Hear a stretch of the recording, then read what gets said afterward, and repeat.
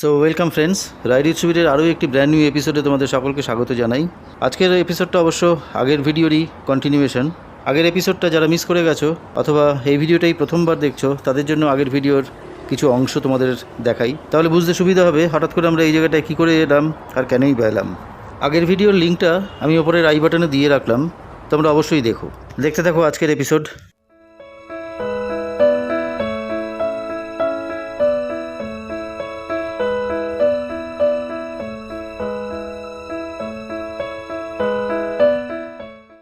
তো বন্ধুরা, খাসাড়া ফলস দেখা শেষ করে আমরা এখন এগিয়ে চলেছি জিরাং মনাস্ট্রির দিকে। জিরাং মনাস্ট্রি খাসাড়া ফলস থেকে 4 কিলোমিটার ডিস্টেন্স। আমরা আসার পথে জিরাং মনাস্ট্রি ক্রস করেই এসেছিলাম, এখন আবার যাচ্ছি জিরাং মনাস্ট্রির দিকে। তারপর আমরা দেখব বৌদ্ধ স্তূপা এবং তপ্তপানি মাতা মন্দির। তপ্তপানি মাতা মন্দির দেখা শেষ করে সবশেষে বেরহামপুর ফেরা। সঙ্গে থাকো, দেখতে থাকো রাইড উইথ সুবীরের আজকের এপিসোড।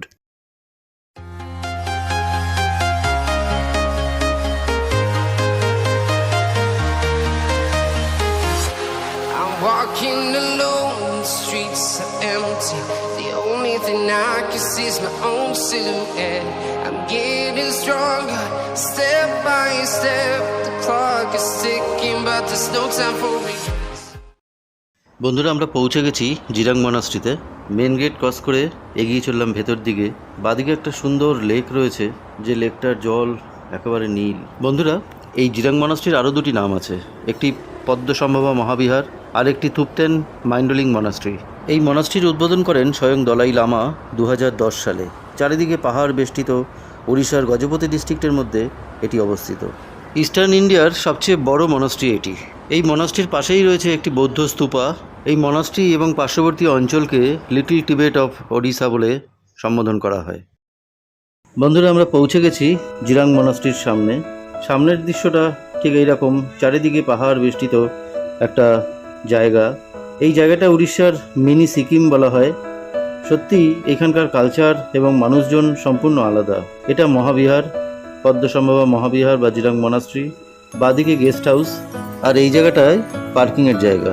2 হুইলার 4 হুইলার সব রকম ধরনের গাড়ি এখানে পার্ক করে রাখা যায়। সোজা গেটটা হচ্ছে পদ্মসম্ভবা মহাবিহার। আমাদের বাইকটাও এখানে পার্ক করে রাখা আছে। এখন ভেতরে ঢুকবো আমরা আছি এখন জিরাং মনাস্ট্রির ওখানে পদ্মসম্ভবা মহাবিহার। ঢুকছি মন্দিরের ভেতর দিকে। তোমার রয়েছে সঙ্গে। প্রচণ্ড গরম এই জায়গাটাতে। Visiting hours morning 8 AM to 12 PM and afternoon 1 AM to 5 PM। এটা হচ্ছে মেন এন্ট্রান্স এই জায়গাটার। আমরা যেটাকে গুম্ফা মনে করেছিলাম সেটা একটা টেম্পল অ্যাকচুয়ালি। আমরা প্রবেশ করছি টেম্পলের ভেতরে। সিকিমিস প্যাগোডা টাইপের, এটাকে এরা টেম্পল বলছে। এটা হচ্ছে মূল মন্দির। আমরা দুজনেই এখন আছি এই টেম্পলের ভেতরে। টেম্পলের দিকে এগিয়ে যাচ্ছি, চারদিকটা ঘুরিয়ে দেখাবো। জায়গাটা অনেকটা ছোট সিকিম মনে হচ্ছে। মূল টেম্পলটা এটা হচ্ছে মন্দিরের বিশাল চত্বরের লেফট সাইডটা, এবং এইভাবে টোটালটা ঘুরে গেছে এবং দূর অবধি, যেখানে ওইটা হচ্ছে মেন গেট। গেটের ডান দিক বাদিক দুদিকেই বিভিন্ন বিল্ডিং, মানে এগুলো হয়তো কোয়ার্টার, স্টুডেন্টরা থাকে বা অফিসিয়াল কোনো হাউস। আর এই হচ্ছে মূল মন্দিরটি। চলো মন্দিরের সামনে যাওয়া যাক। ভেতরে ঢোকা যাবে কিনা জানি না। বিস্ময়ের আরও কিছু জিনিস বাকি ছিল। এরপর শুরু হলো প্রার্থনা।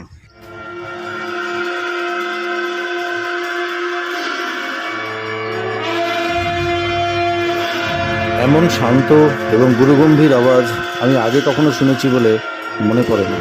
ভেতর দিকে ছোট ছোট সমস্ত লামারা বসে আছে। শুরু হবে ক্লাস, তার আগে চলছে প্রার্থনা। অসাধারণ একটা অভিজ্ঞতা।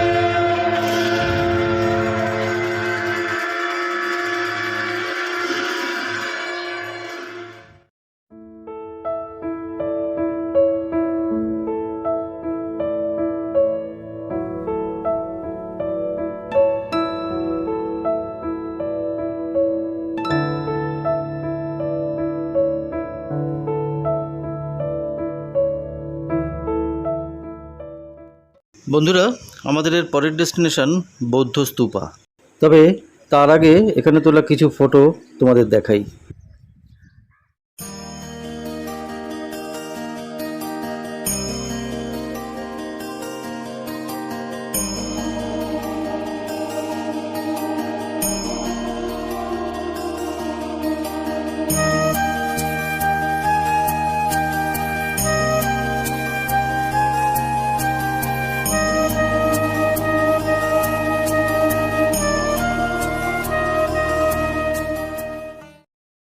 তো বন্ধুরা, মনাস্ট্রি দেখা শেষ করে এখন আমরা যাচ্ছি বৌদ্ধ স্তূপার দিকে। মনাস্ট্রি তোমাদের কেমন লাগলো অবশ্যই কমেন্ট করে জানিও, আর যদি ভালো লাগে তাহলে অবশ্যই একটা লাইক দিও, শেয়ার করে অন্য লোককে দেখার সুযোগ করে দিও। আর যারা চ্যানেলটা এখনও সাবস্ক্রাইব করনি তারা প্লিজ তাড়াতাড়ি সাবস্ক্রাইব করে নাও, আমাদের পাশে থাকো। আমরা প্রায় মেন গেটের সামনাসামনি চলে এসেছি। বাঁদিকে কাসারা ফলস আর ডান দিকে বৌদ্ধ স্তূপা। তো যে কথাটা তখন বলছিলাম, তোমাদের সাপোর্ট ছাড়া আমাদের এই নতুন নতুন জায়গায় যাওয়া এবং ভিডিও বানানো কোনো মতেই সম্ভব নয়। অলরেডি যারা চ্যানেলটা সাবস্ক্রাইব করেছো তাদেরকে অসংখ্য ধন্যবাদ। জিরাং মনাস্ট্রি থেকে বৌদ্ধ স্তূপার ডিস্টেন্স 1.2 কিলোমিটার। সামনেই দেখতে পাচ্ছি বৌদ্ধ স্তূপা, রাস্তার বাদিকে প্রায় পৌঁছেই গেছি বলা যায়। এখানেও পার্কিংয়ের কোনো অসুবিধা নেই, বিরাট জায়গা, সামনে ছোট ছোট রেস্টুরেন্ট রয়েছে দুটো। আর এই হলো জিরাংয়ের বৌদ্ধ স্তূপা। চলো ভেতরে ঢুকবো এবার, ভেতরটা তোমাদের দেখাই। সো ফ্রেন্ডস, আমি এখন দাঁড়িয়ে আছি উড়িষ্যার সিকিম, মিনি সিকিম বলতে পারো তোমরা। জিরাং মনাস্ট্রির সামনেই আছে বৌদ্ধ স্তূপা, বাইরে রেস্টুরেন্ট আছে দু একটা। তোমাদের দেখাই বৌদ্ধ স্তূপার বাইরে থেকে আগে ভিউটা, অপূর্ব সুন্দর। এটিই হলো জিরাং মনাস্ট্রির সামনে যে বৌদ্ধ স্তূপা আছে সেটি। এটা হচ্ছে main entrance, entry fee 5 rupees. ভেতরে ফটোগ্রাফি করতে কোনো বাধা নেই, রাস্তার একদম ধারেই রয়েছে। চলো ভেতরে যাওয়া যাক। সিকিউরিটি গার্ডের থেকে 5 টাকার টিকিট কিনে আমি এখন ঢুকছি। শ্রীতমা ঢুকবে না, কারণ ও খুব ক্লান্ত। সেই সকালে দারিংবাড়ি থেকে শুরু হয়েছে রাইড।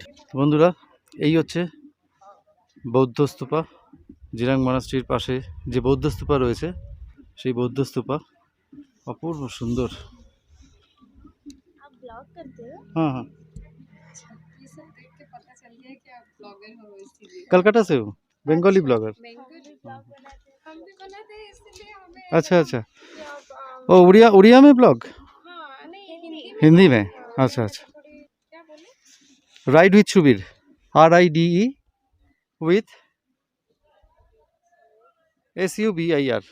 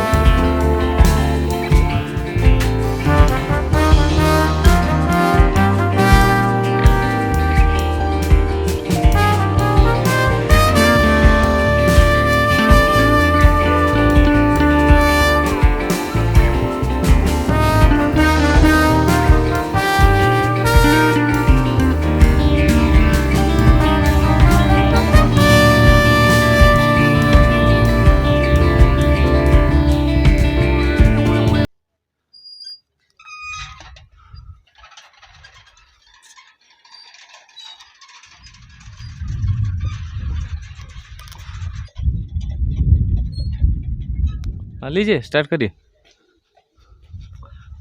हाँ ले रहा हूँ आप चलिए ना, आप चलिए, मैं ले लूँगा आपका, आगे भी मैं आ जाऊँगा। ये वाला शॉट ढूंढ रहे थे ना आप? বিউটিফুল একটা জায়গা আছে যেটা তোমাদের না দেখালেই নয়। সামনে যে একটা সরোবর দেখা যাচ্ছে, এটা জিরাং মনাস্ট্রিতে ঢোকবার আগের সেই লেক। নিচে একটা ওয়াটার সোর্স আছে, সেটার মাধ্যমে এই চাকাগুলো ঘুরছে, খুব সুন্দর। দূরে দেখা যাচ্ছে পাহাড়ের রেখা, অপূর্ব। এখানকার একটা 360 ভিউ তোমাদের দেখাই বন্ধুরা, কি অপূর্ব সুন্দর এই জায়গাটা। জলের কলকলানির শব্দ, যে শব্দটা আসছে ওই নিচ থেকে, যেখানে জলের সোর্সের মাধ্যমে চাকাগুলো ঘুরছে। আর দূরে দেখা যাচ্ছে পাহাড় সারি বেঁধে রয়েছে, লাইন দিয়ে পাহাড়, সোজা চলে গেছে হাইওয়ে। ডান পাশের সিনারিটাও একটু দেখিয়ে দিই। দূরে পাহাড়, জানি না ক্যামেরায় তোমরা পরিষ্কার বুঝতে পারছো কি না। আর ঠিক উল্টো দিকেই রয়েছে বৌদ্ধ স্তূপা, যেটা জিরাং মনাস্ট্রির সামনেই রয়েছে। তো এই ছিল আজকে বৌদ্ধ স্তূপা এবং জিরাং মনাস্ট্রির ভিডিও। এবার টিফিনের পালা। মোমো দিয়েই সারলাম টিফিন। আর হোটেলটার ভেতরটাও খুব সুন্দরভাবে ডেকোরেট করা, বিভিন্ন ফ্ল্যাগ দিয়ে। বেশিক্ষণ এখানে ওয়েট করব না, আমাদের আবার ফিরতে হবে বেরামপুর। চলো এগোনো যাক। ভিডিওটা কেমন লাগলো অবশ্যই কমেন্টের মাধ্যমে জানিও। তো বন্ধুরা, আবার শুরু করছি আমাদের জার্নি। জিরাং মনাস্ট্রি বৌদ্ধ স্তূপা দেখা শেষ করে এখন আমরা আবার ফিরে চলেছি চাঁদিপুটের দিকে। এই জিরাং মনাস্ট্রি থেকে চাঁদিপুট 15 কিলোমিটার 16 কিলোমিটার মতন ডিস্টেন্স হবে। আবার চাঁদিপুর থেকে তপ্তপানি মাতা মন্দির 19 থেকে 20 কিলোমিটার মতন হবে। তো সকাল থেকে আমাদের রাইড বেশ ভালোভাবেই চলছে। আর বন্ধুরা, এই যে বলেছিলাম বাড়িতে বাড়িতে ভুট্টার চাষ হয়, দেখতেই পাচ্ছ ডান দিকে বেশিরভাগ বাড়িতেই ভুট্টা রাখা রয়েছে। যে অঞ্চলটা দিয়ে আমরা এখন পাস করছি এই জায়গাটা চন্দ্রগিরি। চন্দ্রগিরি পুরো পার্বত্য এলাকা। মহেন্দ্রগড়া, চন্দ্রগিরি, কান্টাসরু, জিরাঙ্গ সবগুলোই পাহাড় বেষ্টিত এলাকা। তো আমরা চলে এলাম মেন রোডে। এখান থেকে আমরা লেফট টার্ন নিলাম। এবার সোজা এগিয়ে যাব চাঁদিপুটের দিকে। এখান থেকে 9-10 কিলোমিটার মতন ডিস্টেন্স হবে। সো প্লিজ বন্ধুরা সঙ্গে থাকো, এনজয় করো রাইডটা আমাদের সাথে।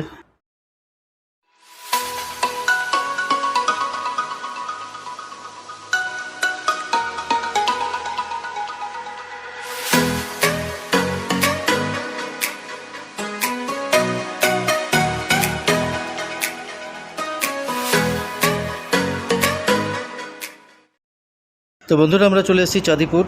সোজা রাস্তা চলে গেছে মোহনা হয়ে দারিংবাড়ির দিকে। আর আমরা ডান দিকের রাস্তাটা নিয়ে নিলাম। এই রাস্তাটা গেছে লোহাগুড়ি জংশনের দিকে। এটাই শর্টকাট রুট। এখানে আবার রাস্তায় মেনটেনেন্সের কাজ চলছে। ভালো একদিকে রাস্তা, যার জন্যই এত সুন্দর। দারিংবাড়ির পুরো এরিয়াতেই রাস্তা খুব সুন্দর। আর হ্যাঁ বন্ধুরা, তোমাদেরকে একটা ইনফরমেশন দিয়ে রাখি। এই যে লোহাগুড়ি জংশনের দিকে আমরা যাচ্ছি, এই লোহাগুড়ি জংশন থেকে একটা রাস্তা চলে গেছে দারিংবাড়ির দিকে। তো যদি কেউ বেরহামপুর থেকে দারিংবাড়ি যাও আর যাওয়ার আগে এই জিরাং মনাস্ট্রি বা কাছাড়া ফলস দেখে যেতে চাও, তারা এই লোহাগুড়ি জংশন থেকে লেফট নিয়ে নেবে। লেফট নিয়ে এই দুটো জায়গা দেখে ফেরার সময় চাঁদিপুর থেকে সোজা মোহনা হয়ে দারিংবাড়ির দিকে চলে যেতে পারো। আর যারা দারিংবাড়ি ডাইরেক্ট যাবে তারা লোহাগুড়ি থেকেই রাইট নিয়ে নেবে। রাস্তাটা তোমাদের পরে দেখাচ্ছি লোহাগুড়ি জংশন আসলে পরে। তো বন্ধুরা, এইরকম বিভিন্ন ইনফরমেটিভ ভিডিও দেখবার জন্য আমাদের রাইড উইথ সুবীর চ্যানেলটা অবশ্যই সাবস্ক্রাইব করে নিও। যারা অলরেডি করেছো তাদেরকে অসংখ্য ধন্যবাদ। আমি চেষ্টা করি সবসময় ডিটেলসে দেখাতে। তো যাই হোক বন্ধুরা, আমরা চলে এসেছি লোহাগুড়ি জংশনে। সামনেই দেখতে পাচ্ছ তোমরা বোর্ড রয়েছে লোহাগুড়ি জংশনের। এখান থেকে বেরামপুর ডান দিকে, আর এই বাদিকে দেখতেই পাচ্ছ আশা করি রাস্তাটা বেরিয়ে গেছে। এটা চলে গেছে দারিংবাড়ির দিকে।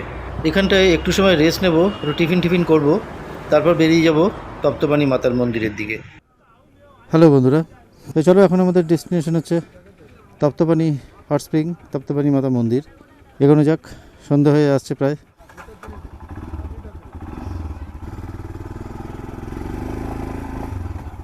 সামনে আসছে তপ্তপানি ঘাট রাস্তা, দেখতে থাকো, সঙ্গে থাকো। আমরা এগিয়ে যাচ্ছি এখন তপ্তপানি ঘাটের দিকে। এই ঘাট রাস্তা এমন কিছু কঠিন নয়। যে রাস্তা আমরা পার হয়ে এসেছি তার তুলনায় এই রাস্তা নিতান্তই শিশু। তবুও ঘাটি রাস্তা সেহেতু সতর্কতার সাথে চলতে হবে। অপূর্ব সুন্দর সিনারি। প্রায় সন্ধে হতে চললো, 5টা বেজে গেছে। ধীরে ধীরে এগিয়ে চলেছি আমরা তপ্তপানি ঘাটির দিকে।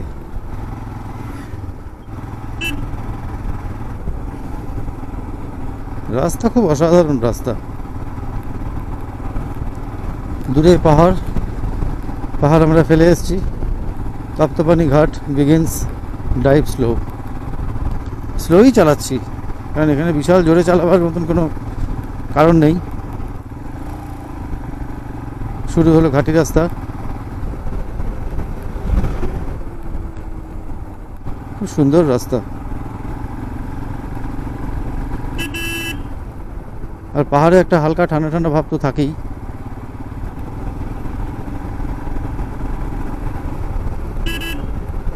বাহ, পেঁচিয়ে সুন্দর নেমেছে রাস্তাটা। উঠে আসছে বাস, লরি ব্রেকডাউন হয়ে দাঁড়িয়ে আছে। পাহাড়ে সবসময় যারা উঠছে তাদেরকে প্রায়োরিটি দিতে হয়, তাই আমি দাঁড়িয়ে গেলাম। খুব সুন্দর প্যাঁচকে নেমেছে। পাহাড়ে ওঠা যেমন শক্ত, নামাও আরও শক্ত, এটা মাথায় রাখতে হবে। নামার সময় হুড়ুড়ু করে নামলে অ্যাক্সিডেন্ট অনিবার্য। সাইডের পাথর কাটা দেয়াল, তার ভেতর থেকে এই ঘাট রাস্তা, ভারী সুন্দর লাগছে। বাহ,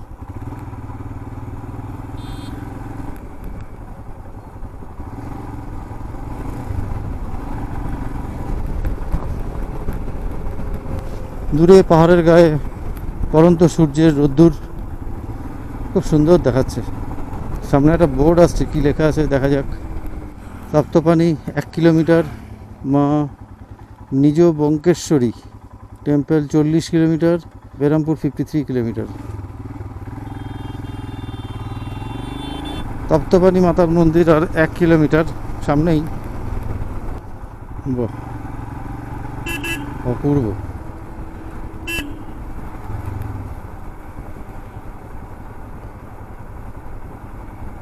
পেঁচিকে পুছিয়ে দিব্যি নেমেছে, সুন্দর।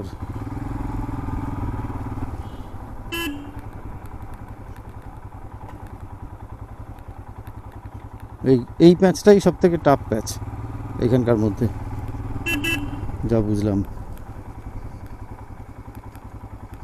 একটু এদিক ওদিক করলেই ডিগবাজি, একটু এদিক ওদিক করলেই ডিগবাজি। এসে গেছি আমরা তপ্তপানি মাতার মন্দিরে, মা তপ্তপানি হট স্প্রিং। ব্যাস, এই হলো তপ্তপানি মাতার মন্দির, হট স্প্রিং। বন্ধুরা, আমরা ঘাট রাস্তা পেরিয়ে চলে এসেছি এখন তপ্তপানি হট ওয়াটার স্প্রিং এবং তপ্তপানি মাতার মন্দিরের সামনে। বেশ কিছু দোকানপাট আছে, আর এইটা হচ্ছে তপ্তপানি মাতার মন্দির। হট স্প্রিং পাশের রাস্তা দিয়েই গেছে, আর ওদিক দিয়ে আমরা এলাম ঘাট রাস্তা দিয়ে। আর এদিকেও সমস্ত দোকানপাট, জমজমাট এলাকা, খুব সুন্দর সাজানো গোছানো। তো আমি এখন আছি তপ্তপানি মন্দিরের সামনে। আমার ব্যাকে রয়েছে পিছনের পোর্শনটা, আর এদিকে রয়েছে মাতার মন্দির। এই হলো তপ্তপানি মাতার মন্দির। আর এখানে বাদিক দিয়ে যে রাস্তাটা, সেই রাস্তাটা হচ্ছে ছেলেদের জন্য, আর ডান দিকের রাস্তাটা হচ্ছে মেয়েদের জন্য। আচ্ছা, তাহলে চলো যাওয়া যাক মন্দিরের ভেতরে। বন্ধুরা, মন্দিরের ওপরটায় রয়েছে বিভিন্ন মূর্তি, এবং এর ভেতর দিকটাতে খুব সুন্দর করে সিলিংটা, একদিক দিয়ে মেয়েদের এন্ট্রি, একদিক দিয়ে ছেলেদের। তো এটাই হলো তপ্তপানি মাতার মন্দির, তপ্তপানি হট স্প্রিং। বন্ধুরা, এই তপ্তপানি গঞ্জাম জেলার সানাকেমুন্ডি ব্লকে অবস্থিত। এখানে একটা গরম সালফার জলের কুণ্ড আছে, যেটাকে উষ্ণ প্রস্রবণ বলা হচ্ছে। চলো এবার আমরা ভেতর দিকটায় যাই, সেই উষ্ণ প্রস্রবণটা তোমাদের দেখাবো। এই তপ্তপানির নিকটতম শহর মোহনা, যা গজপতি থেকে 18 কিলোমিটার দূরে অবস্থিত, আর ভুবনেশ্বর থেকে 256 কিলোমিটার দূরে, এবং বেরহামপুর থেকে মাত্র 53 কিলোমিটার দূরে পূর্বঘাট পর্বতমালার কোলে অবস্থিত এই হট স্প্রিং এবং কান্দিমাতার মন্দির। প্রায় 300 বছর পুরনো এই হট স্প্রিং। স্থানীয়রা মনে করেন এই জলে অনেক চর্মরোগ সারে। তপ্ত কথার অর্থ হলো উষ্ণ, আর পানি কথার অর্থ হলো জল। পূর্বঘাট পর্বতমালার ঢালে প্রায় 1700 ফিট উচ্চতায় অবস্থিত এই মন্দির এবং উষ্ণ প্রস্রবণ। ইচ্ছে ছিল এই মন্দিরে এসে আমিও চান করব, কিন্তু দেখে ভালো লাগলো না, কিরম যেন নোংরা নোংরা লাগলো এই জায়গাটা। বহু লোক চান করছে সাবান টাবান মেখে। যাই হোক, আর এই পিছনে জঙ্গলের মধ্যে খানিকটা এগিয়ে গেলে একটা শিব মন্দিরও আছে। তোমরা চাইলে দিনের বেলা যদি আসো, দেখে নিতে পারো সেই মন্দিরটা। এখান থেকেই গরম জলটা বেরোচ্ছে, আর এর সামনের দিকে আছে মায়ের মন্দির। চলো এবার সামনের দিকে যাওয়া যাক। এটা মন্দিরের পেছন দিক। এই হলো মা তপ্তপানি মাতার মন্দির, এই হলো মা তপ্তপানি মাতা। খুব সুন্দর জায়গাটা। প্রীতমা আবার ওখানে কী করছে জানি না। প্রীতমা ওখানে বোধহয় ধূপ জ্বালাচ্ছে বা কিছু করছে, ওখানে ধূপ জ্বালাচ্ছে।